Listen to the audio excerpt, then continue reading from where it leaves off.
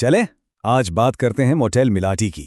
एक ऐसी जगह जहां की दीवारों में सिर्फ खामोशी नहीं, बल्कि आजियत में कैद रूहों की चीखें भी हैं।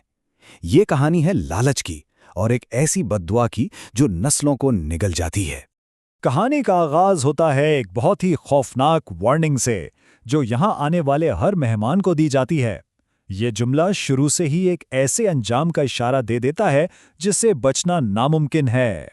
सबसे पहले हमारे सामने आता है एक खानदान जो एक जनाजे से लौट रहा है, लेकिन उनके चेहरों पर गम से ज्यादा पछतावे का बोझ है, और यही एहसास जुर्म उन्हें इस बद्दुआ का सबसे आसान शिकार बना देता है। फिर आते हैं दो चोर।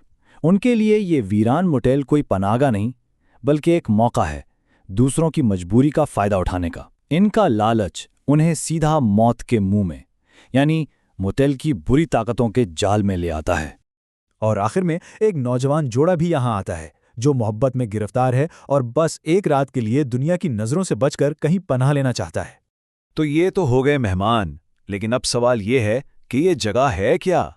देखिए, ये कोई आम होटल नहीं है, ये एक माफूकुल फितरत जाल है। और इसकी तारीख को समझने के लिए हमें इसकी मालकन मिलाटी की ज़बानी ही कहानी सुननी पड़ेगी। मिलाटी खुद हमसे पूछती है, और यहीं से हम माजी के उन तारीख राजों की तरफ सफ़र शुरू करते हैं, ये जानने के लिए कि इस जगह पर आखिर ऐसी कौन सी बद्दुआ है। मोटेल मिलाटी में जो बुराई है ना, वो इसकी बुनियादों में नहीं डाली गई थी, बल्कि ये पैदा हुई थी एक सदी पहले किए गए एक मायूस कुन सौदे से। एक ऐसा सौदा जिसने आने वाली कई नस्लों को बर्बाद कर दिया। और ये टाइमलाइन हमें बताती है कि ये सब कैसे हुआ। सब कुछ शुरू हुआ 1887 में, जब मिलाटी के डच फौजी वालिद ने इसकी हामिल मां को छोड़ दिया। फिर जिंदा रहने की जदोजहद में इसकी मां ने एक चुड़ैल से मुआहदा कर लिया।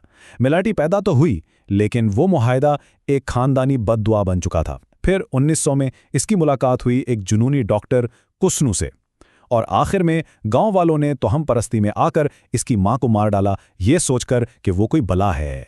तो बात सिर्फ बदकिस्मती की नहीं थी, ये एक बाकायदा माफूकुल फितरत मुसीबत थी, एक लानत जो मिलाटी के खून में शामिल थी, नस्ल दर नस्ल मुंतकिल हो रही थी। ये एक अजीब बीमारी पैदा करती थी और इनकी रूहों को ऐसी जमीन से बांध देती थी। चलें अब आगे बढ़ते हैं और देखते हैं कि कैसे एक इंसान के गुरूर ने इस खानदानी बद्दुआ को एक जगह से जुड़े आसिब में बदल दिया, एक ऐसी चीज जिसने मोटेल को हमेशा के लिए एक जिंदा जहन्नुम बना दिया। यहां पर हमें असल मसला नजर आता है। एक तरफ था डॉक्टर कुस्नू, जो कहता था मैं एक साइंसदान हूं। उसे लगता था कि मिलाटी की मां को कोई बहुत ही नायाब बीमारी है। वो इस बद्दुआ को पागल नकाबपोश लोगों की बातें कहकर मजाक उड़ाता था। दूसरी तरफ मिलाटी उसे वार्निंग दे रही थी कि अगर इसका खून इस घर को छू गया तो बद्दुआ की वजह से तमाम रूहें ताकतवर हो जाएंगी। मिलाटी ने तो यहां तक कहा कि इसकी लाश को जला दो, लेकिन डॉक्टर ने साइंस के तकब्बुर में इसकी एक ना सुनी। और फिर वही हुआ जिसका डर था। डॉक्टर कुस्नो ने मां की लाश अपने मुताले के लिए हासिल कर ली। उसने मिलाटी की इल्तिजा को बिल्कुल नजरअंदाज कर दिया और लाश का पोस्टमार्टम शुरू कर दिया। जैसे ही उसने बद्दुआज़दा जिस्म को काटा, वो लानत जिस्म से आज़ाद होकर पूरे घर में, उसकी दीवारों में, उसकी बुनियादों में फैल गई। अब जब बद्दुआ इस मोटेल का हिस्सा बन गई, तो इसे जिंदा रहने के लिए, या यूं कहें कि मज़ीद ताकतवर होने के लिए, खुराक की ज़रूरत थी। और ये खुराक उससे मिली इंसान के सबसे ताकतवर जज्बात में, यानी लालच और एहसास जुर्म। मोटेल की बुराई किसी पर भी ऐसे ही हमला नहीं करती, वो खास तौर पर मेहमानों की कमजोरियों को निशाना बनाती है। जैसे वो खानदान, वो अपनी मां को नर्सिंग होम में छोड़ आने के जुर्म में मुब्तला थे, तो दादी के भूत ने उसी एहसास जुर्म को उनके खिलाफ इस्तेमाल किया। और दूसरी तरफ वो चोर जो लालच में अंधे होकर यहां चोरी करने आए थे, मोटेल की बदरूहें सीधा उनके लालच की तरफ खिंची चली आईं। शुरू में तो ये कहानी एक नफ्सियाती ड्रामा लगती है, खास तौर पर जब बेटी कहती है मैं अपनी मां को भुला नहीं पा रही हूं। हमें लगता है कि ये सिर्फ एक बेटी की अंदरूनी कश्मकश है, उसके पछतावे की कहानी है।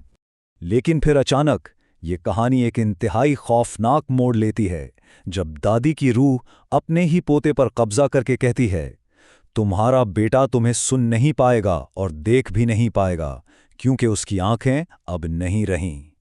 और ये वो लम्हा है जहां नफ्सियाती अजियत हकीकी जिस्मानी दहशत में बदल जाती है। तब हमें पता चलता है कि ये सिर्फ यादें नहीं, बल्कि एक जीता जागता खतरा है। मोटेल मिलालिटी में आने वालों का अंजाम कोई आर्जी सजा नहीं है, ये खत्मी और हमेशा रहने वाली कैद है, क्योंकि ये मोटेल एक बार जो अंदर आ जाए उसे कभी बाहर जाने नहीं देता। तो असल में ये मोटेल है क्या? ये रूहों के लिए एक कैद खाना है। इसमें मौजूद बद्दुआ नए मेहमानों के जज्बात को खाकर जिंदा रहती है, और मिलेटी वो इस आसेबज़दा जगह की अबदी निगरान है। यहाँ से फरार नामुमकिन है। एक बार जब बद्दुआ आपको पकड़ ले तो अजियत का ये चक्कर हमेशा हमेशा के लिए चलता रहता है। तो आखिर में ये कहानी हमें एक बहुत गहरे सवाल पर लाकर छोड़ देती है। क्या ये बद्दुआ वाकई किसी चुड़ैल के जादू का नतीजा थी, या फिर ये हमारे अपने ही आमाल का अक्स है, हमारे गुनाहों का नतीजा, जैसे किसी को तना छोड़ देना, तकब्बुर में मुब्तला होना, लालच करना और फिर सारी जिंदगी उस जुर्म के एहसास के साथ जीना।